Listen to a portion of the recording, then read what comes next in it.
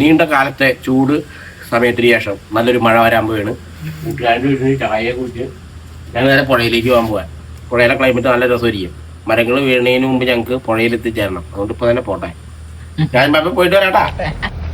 വേഗം വന്നാ മതി, ഒറ്റയടിക്ക് പോയിട്ട് വാ. മഴ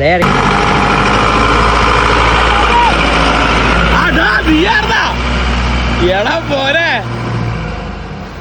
പുഴ പോയിട്ട് വരാം. പണ്ടത്തെ തടിവണ്ടി ഇപ്പോഴത്തെ 407.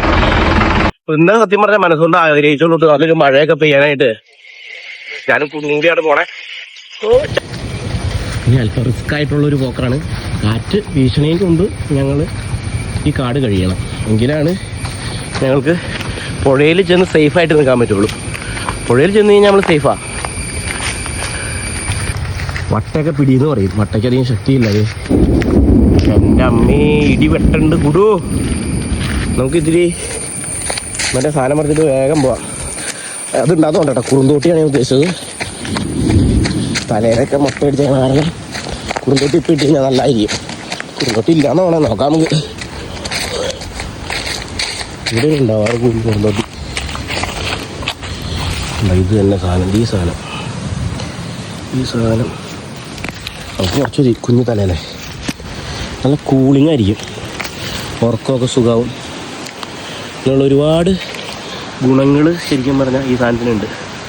വേറെ ഇപ്പം നിലവിൽ കുറച്ചുള്ളൂ ഉണ്ടായി വന്നോളൂ.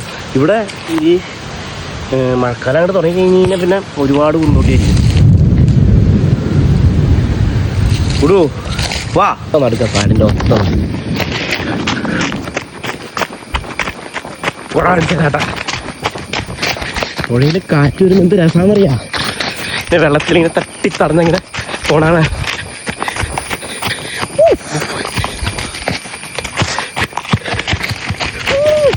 പണി ഒട്ടും വെള്ളമില്ല.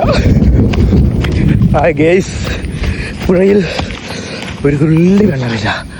നടുക്ക് പോകേണ്ടി വരും.